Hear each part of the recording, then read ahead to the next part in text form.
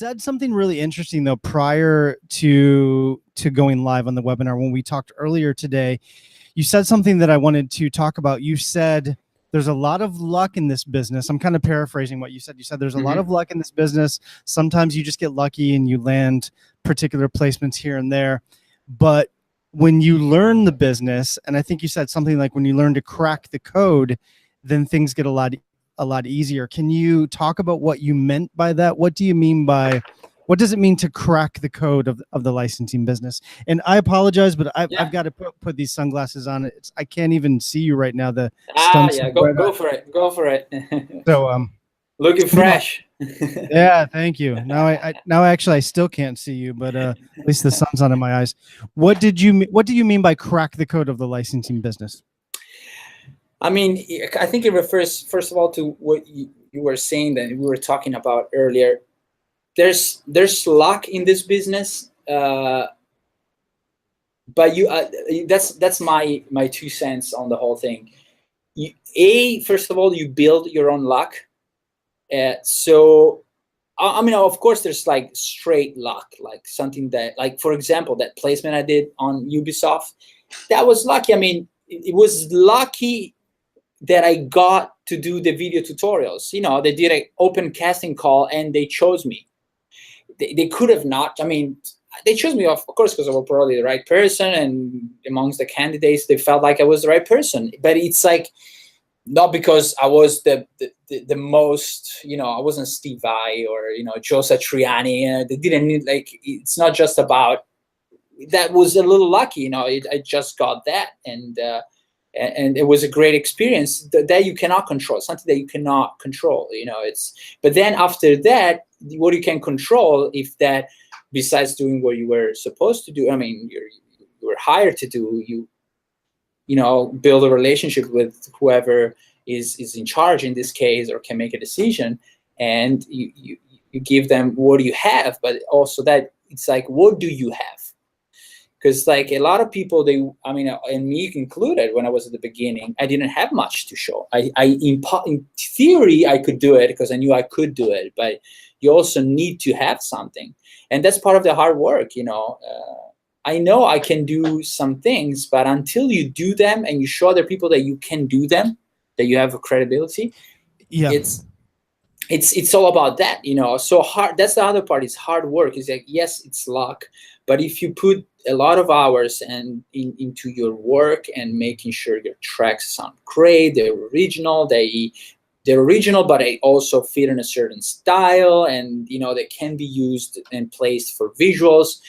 That's all about it. You know, your career is gonna depend on luck, but also on the hard work. You know, and on luck you can land maybe that placement that makes you 50K, but the hard work is gonna make, you know, with the hard work you're gonna make those 1,000 tracks that are gonna generate way less than 50K every placement, but they're gonna generate it more, like for years. You know, and it's gonna create the bulk of what's gonna allow you to keep going in this business. Yeah, they're going to earn less per placement, but over time, those are the tracks that could potentially build a viable career that you could live on for the rest of your life. Let's talk. You said something really interesting. You said it's not enough to just know you can do something. You need to actually do it. You need to build a catalog. You need to write songs that work in licensing. Can you talk about that? Like sort of how you figured out what to write, what to focus on, how to write tracks that actually work? Because I feel like a lot of composers are kind of shooting in the dark. That, you know, there's a lot of composers that have nice tracks and they have decent sized catalogs, but maybe they don't necessarily work for licensing. How did you figure out what to write that actually works? Well, I want to take a step back from what you just said. I think you need to find what you're good at. Because, you know, music, because that was one of my problems at the beginning. I've always been very versatile, because probably coming from the, you know, playing for artists, you know, I had to play this and that, and also cover bands. You play this and play that. You learn it, which is great as far as taking it in. I feel like whenever you eat music, you absorb music, you hear music, you have to listen to everything, but you cannot output everything. It'll just come out as nothing special. You know, you need to find the things that you really like and you're really good at, For example, I love EDM. I don't write EDM. I mean, it would take me so much time to do something that it's decent and believable, that it has some credibility. So, but at the beginning, I wanted to do this and that, but then I kind of, what really struck me was this conversation with this producer that I was working with at the time with my band, Rapscallions, and his name is Matt Wallace. He did Faith No More and Maroon 5, the first record. And I remember that I was talking to him, and I was like in total awe with this guy. He's one of my, musical idols, and I was telling him, oh, I can do this, I can do that. And then after a little bit, I was talking, was like, yes, but what are you really good at? That really, I stopped and I sort of had to think about it. But actually, that question, I took it with me I still take it with me, and sometimes I stop and say, yeah, but what are you really good at? And that kind of narrows down to what is your style, what is really going to make you sound different, or at least better than the others. Meaning, and that's what I started seeing. Okay, I'm like, okay, I know I can do orchestral stuff, but let's face it, I don't have right now the right programs. I need more knowledge to do that. So I was like, okay, let's start with doing something that I can do really well, or at least if I put a lot of time in it, I can, get better and better and do really well and do successfully. So that's how I started. I started doing all the rock stuff, rock and blues and, and all the hybrid genres that require guitars, acoustic guitars, a lot of acoustic tracks. And that's what got me in with a lot of companies. Then, once you have a genre that you kind of nail and you know how to produce, and you become quicker and quicker, because that's also the thing about a lot of these tracks. There are some tracks where you really want to put a lot of time in them, but other tracks where you need to find the right feel. You're not reinventing the wheel.